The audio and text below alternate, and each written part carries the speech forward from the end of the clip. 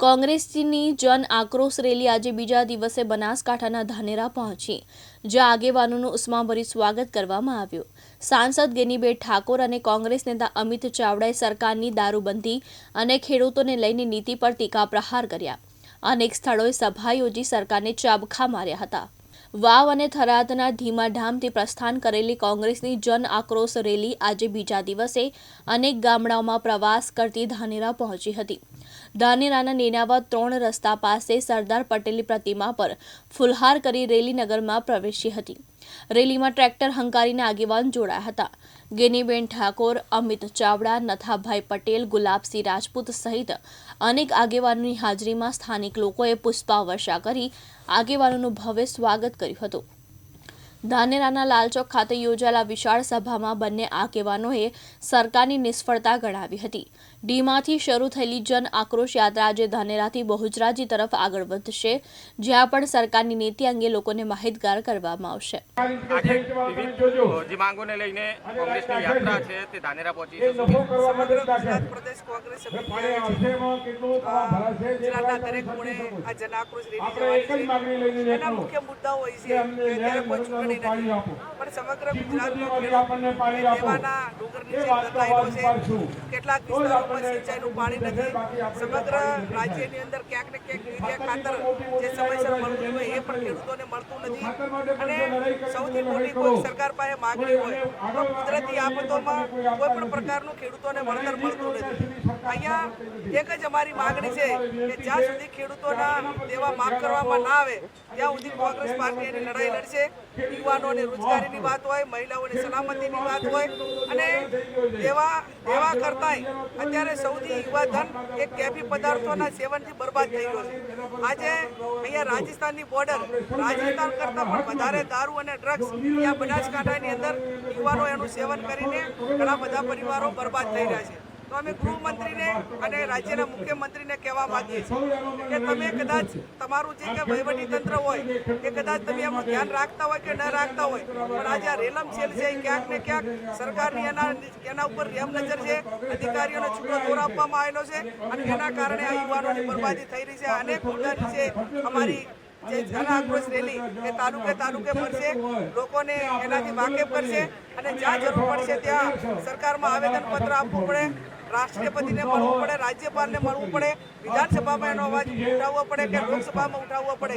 અને સૌથી આ ધાનેરાનો પ્રશ્ન એ ખેડૂતોને સિંચાઈ માટેનું પાણી, તો ગુજરાતના જ્યાં કેનાલોનું નેટવર્ક છે ત્યાં પાણી મળે છે, પણ નવી કોઈ યોજના બનતી નથી। અને નવી યોજના નથી બનતી એટલા માટે કરીને દાંતીવાડા ડેમ એ બનાસકાંઠાનો માલિકીનો ડેમ, પણ પાણી એનો ભોગવટો જે કંઈ ભોગવે છે એ વર્ષોથી પાટણ જિલ્લો ભોગવે છે। તો હવે એ ટાઈમે એ પરિસ્થિતિ હતી, પણ અત્યારે પાટણ જિલ્લાને સમગ્ર નેટવર્ક નર્મદાના કેનાલોનું મળેલું હોવાથી હવે આ કેનાલોનું પાણી, દાંતીવાડા ડેમનું પાણી છે એ દાંતીવાડાના ખેડૂતોને ધાનેરાને મળે એ માગણી પણ અમારી આવનાર સમયની અંદર બુલંદ રહેશે, અને એના માટે ખેડૂતો માટે જે લડાઈ લડવી પડે એ લડશું। Thank you. ઠાકોર સમાજનું જે બંધારણની વાત છે, ખાસ કરીને વિવિધ ગામડાઓમાં પણ બંધારણની શરૂઆત થઈ છે। બંધારણની મીટિંગ ક્યારે થશે અને ક્યારે આ બંધારણ ગોઠવાશે? અત્યારે 30 તારીખ સુધી સમગ્ર તાલુકા કક્ષાની મીટિંગો ચાલુ છે, અને તાલુકા કક્ષાની મીટિંગો પત્યા પછી આખો સમગ્ર ઠાકોર સમાજ એક જગ્યાએ ભેગો થઈને 40-50 હજાર લોકો ભેગા થઈને એ બંધારણને સમર્થન આપશે। એમાં લગ્ન પ્રસંગ હોય, મરણ પ્રસંગ હોય, એમાં કઈ રીતે ખર્ચા કપાય, શિક્ષણમાં કઈ રીતે એનો શિક્ષણનો વ્યાપ વધે, અને જે સમાજમાં નાના મોટી બદીઓ હોય એ સામાજિક રીતે એને કઈ રીતે ડાબી શકાય, એના માટે કરીને સંમેલનો કરીને સમાજને આ વાતથી વાકેફ કરવામાં આવશે, એમને પ્રેરણા પૂરી પાડવામાં આવશે, અને ક્યાંક ક્યાંક કમિટીઓ બનાવીને પણ એનું બંધારણ કરીએ એનો 100% અમલ થાય એવા પ્રયત્નો અમે કરીશું। ગુજરાતની જનતાના અવાજને બુલંદ કરવા માટે, ગુજરાતની જનતાની જે તકલીફ છે, દર્દ છે, જે પીડા છે, આક્રોશ છે, એને વાચા આપવા માટે કોંગ્રેસ દ્વારા જન આક્રોશ યાત્રાની શરૂઆત કરવામાં આવી છે। ગઈકાલે ધરણી દરથી શરૂ થયેલી આ યાત્રા આજે બનાસકાંઠા જિલ્લામાં ધાનેરા ખાતે પહોંચી। આજે સવારથી જ અલગ અલગ વિસ્તારના ખેડૂતોને મળી રહ્યા છે, યુવાનો સાથે સંવાદ થયો છે, મહિલાઓ સાથે સંવાદ થયો છે। દરેક લોકોનો આક્રોશ છે કે અમારા ટેક્સના પૈસાથી સરકારની તિજોરી ભરાય છે, અમારા પૈસાથી બજેટ બને છે, પણ આ સરકાર અમારી વાત સાંભળતી નથી। ભાજપના મળતિયાઓ દાદાગીરી કરે છે, લુખ્ખાઓ ગુંડાઓ બેફામ રીતે લોકોને હેરાન પરેશાન કરે છે અને ખેડૂતોની વાત ક્યાંય સંભળાતી નથી. આ વિસ્તારોમાં જે રેલ નદીના પૂરને કારણે પાણીના કારણે જે ખેડૂતોને નુકસાન થયું છે એને દર વખત નુકસાનીનું આજ દિન સુધી કોઈ વળતર મળતું નથી. આ ધાનેરા વિસ્તારમાં સિંચાઈના પાણીની વ્યવસ્થા નથી. અહીંના ખેડૂતો આર્થિક રીતે દિવસે દિવસે પાયમાલ થતા જાય છે. એક તરફ ખેડૂતો આત્મહત્યા કરે, બીજી તરફ સરકારના ત્રાસથી BLO આત્મહત્યા કરે. એવું શાસન આજે ગુજરાતમાં હોય, યુવાનો રોજગારથી વંચિત હોય, યુવાનો રોજગાર માટે દર ભટકતા હોય, એની સાથે સાથે આજે ફિક્સ પગાર, કોન્ટ્રાક્ટ અને આઉટસોર્સિંગ પ્રથા નાબૂદ થવી જોઈએ એ ગુજરાતના યુવાનોની માંગ હોય. ત્યારે બધા જ મુદ્દાઓને લઈને આ યાત્રા ચાલી રહી છે. રોજ લોકો એમાં જોડાઈ રહ્યા છે.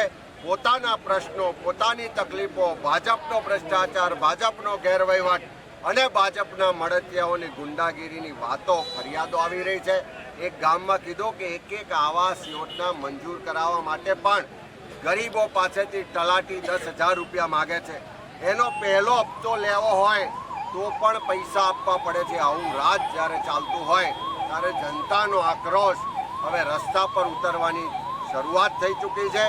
આવનારા સમયમાં આ પ્રશ્નોને લઈ અને સડકથી સંસદ સુધી લડીશું અને આ પરિવર્તનનો શંખનાદ થઈ ચૂક્યો હોય એવી રીતે લોકો આમાં જોડાઈ રહ્યા છે. રાજકોટની અંદર આજે મંત્રી જીતુ વાઘાણીએ કહ્યું છે કે જ્યારે કોંગ્રેસ હતી સૌરાષ્ટ્રમાં ત્યારે ગુંડા રાજ હતું ને જ્યારે ભાજપ હવે છે તો ગુંડાઓ દરમાં ઘૂસી ગયા છે. જીતુભાઈ કઈ દુનિયામાં જીવે છે તો કદાચ એમને જ ખ્યાલ, પણ ગુજરાતમાં છેલ્લા 30 વર્ષથી ભારતીય જનતા પાર્ટીનું શાસન. આજે બે જનરેશનોએ આ શાસનમાં જન્મ લીધો હશે અને 30 વર્ષના શાસન પછી આજે પણ ગુજરાતમાં બેન દીકરીઓ સલામત નથી. આજે ગુજરાતમાં સરેઆમ ગુંડાઓ રસ્તાઓ પર ખુલ્લા હથિયારો લઈ અને જાહેરમાં હત્યાઓ કરતા બનાવો રોજ આપણે જોઈએ. નાની નાની માસૂમ દીકરીઓ પર બળાત્કાર થતો આપણે જોયો છે. દારૂ ને ડ્રગ્સની બધી એટલી વધી છે કે ગામની ગલીથી લઈને ગાંધીનગરમાં સચિવાલય સુધી ફોન પર દારૂ ને ડ્રગ્સ મળે છે. યુવા પેઢી બરબાદ થઈ રહી છે. આખું રાજ હપ્તાખોરીમાં રાચ્યું છે.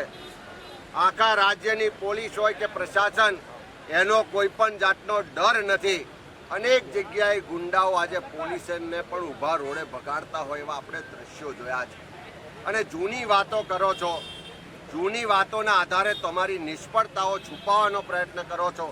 પણ આજે પણ કોઈને પૂછો કે શહેરા કોના નામે ઓળખાય છે, દ્વારકા કોના નામે ઓળખાય છે, ગોંડલ કોના નામે ઓળખાય છે, ગેંગવોર ક્યાં ચાલે છે, કયા લોકો ડ્રગ્સ વેચે છે, કોના નજીકના લોકો ડ્રગ્સના પેડલર છે, કેમ ખુલ્લેઆમ દારૂ મળે છે, કેમ ખુલ્લેઆમ બુટલેગરો બેફામ રીતે લોકોને હેરાન પરેશાન કરે છે, કેમ ખુલ્લેઆમ હત્યાઓ થાય છે. અને આ તો એવું રાજ છે કે સૌથી નિષ્ફળ ગૃહ રાજ્યમંત્રી જે હતા કે જેના રાજમાં સૌથી વધારે બળાત્કારો થયા, જેના રાજમાં સૌથી વધારે ડ્રગ્સ ગુજરાતમાં આવ્યું, જેના રાજમાં સૌથી વધારે ગુંડાઓ બેફામ બન્યા, એને આ રાજમાં પ્રમોશન મળે છે. એનાથી વિશેષ કંઈ ના હોઈ શકે કે આ સરકારનો, પોલીસ કે પ્રશાસનનો આજે કોઈ ડર નથી રહ્યો. ગુજરાતમાં ગુંડાઓનું રાજ હોય એવી સ્થિતિનું આજે નિર્માણ છે. રમેશ સુથાર, દિવ્યાંગ ન્યૂઝ, ધાનેરા, બનાસકાંઠા.